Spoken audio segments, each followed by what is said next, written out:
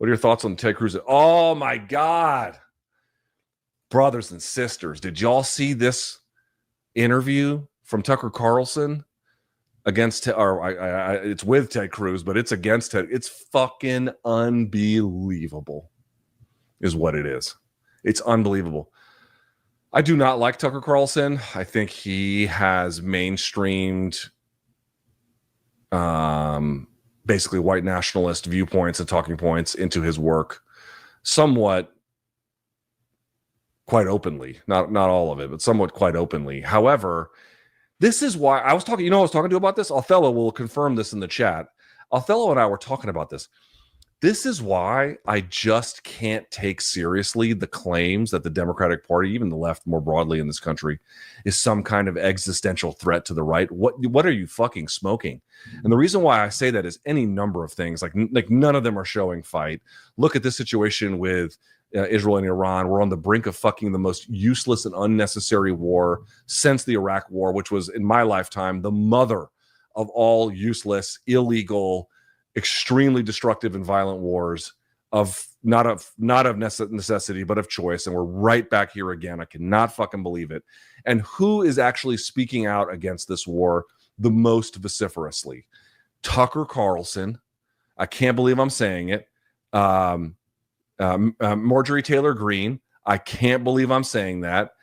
Candace Owens. I cannot believe I'm saying that. Look, how can you possibly say that the left in this country is some kind of a threat to the life of the right when the one thing they began to push back on with this presidency was with immigration, and then their leader, and then it had a directly good consequence for them in the polls, and then their leadership told them to stop. Do you really see them fighting for anything, including on this situation where they could say, hey, we thought you were the guys, the party of peace. We're the party of peace. We don't need to be doing this. But instead, what are they doing? They're all lining up for this shit too. And they don't fight on anything. They're as quiet as a church mouse. So the point I'm trying to make is I don't have many nice things to say about Tucker, but on this particular issue, he's incredible. That interview was incredible. That's one of the best interviews I've seen, in part because I thought Ted Cruz would just get up and leave. And people were like, oh, but then he would look bad. Motherfucker, I am not convinced that him sitting around and trying to battle his way through it made it better for him. Yes, they would have called him a coward if he had gotten up. But even during that interview, there's a part where Tucker Carlson says, I am being too snarky. You could have used that. The reason why people are supposed to be civil during debates is because when someone gets snarky, it's an excuse, potentially, many reasons. But one of them is it's an excuse for the other side to take everything that they're doing in bad faith and then make some decision about that, including but not limited to getting up and leaving. Okay. He didn't do it. I think he made the calculation. I would look bad if I left. So what I'm going to do is I'm going to sit here and fight it out. But the problem is he just kept getting audited and audited and audited and audited. He got audited over that alleged passage in Genesis, which, by the way, he's completely overstated and he totally misinterpreted. Didn't even know where it was in the Bible, but this is somehow his guiding theology of life.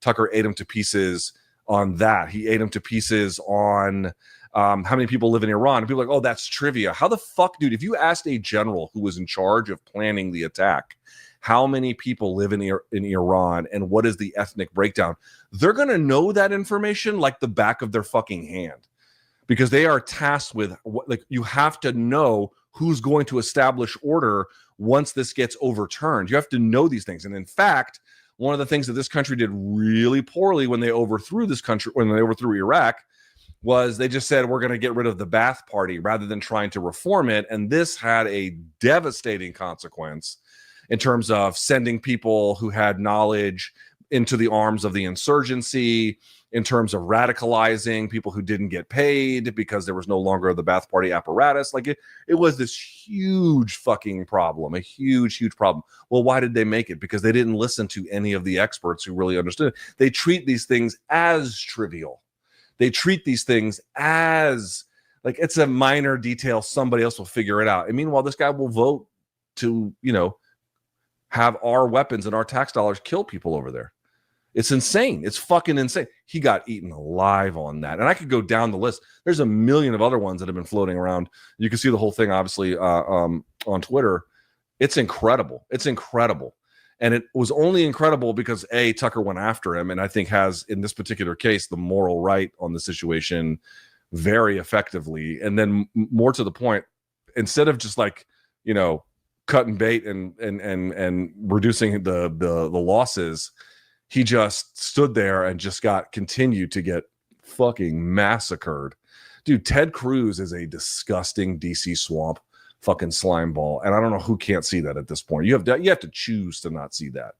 You know, going to Cancun while his constituents are fucking suffering under these terrible storm conditions. He got insulted for years by the guy who called his wife ugly, and you know, I mean, it made any number of other insinuations about his family. Here he is genuflecting before him. Like, this guy fucking sucks. This guy fucking sucks. And there's actually, you know, there is some suggestion that if the Ali Act gets amended, that he might be the guy that introduces the legislation. Can, like, understand who the fuck we're talking about here, like who this guy is. This is who he is. This is who he is. He is a swamp creature of the worst kind, and Tucker ate him to pieces, and it was absolutely one of my favorite things I've seen.